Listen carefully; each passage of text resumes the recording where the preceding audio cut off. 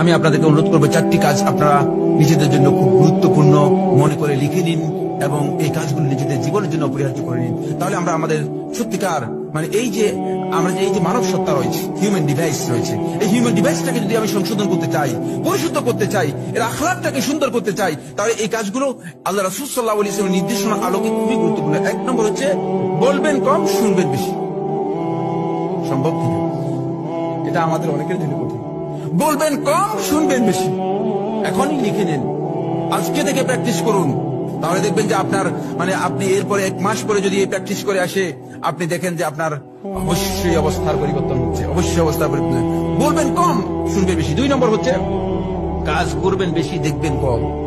অন্যের কাজ দেখার আপনার দরকার নেই, অন্যের কাজ দেখলে আপনি ভুল বের করবেন। নিজে কাজ করবেন বেশি আর অন্যের কাজ দেখবেন কম।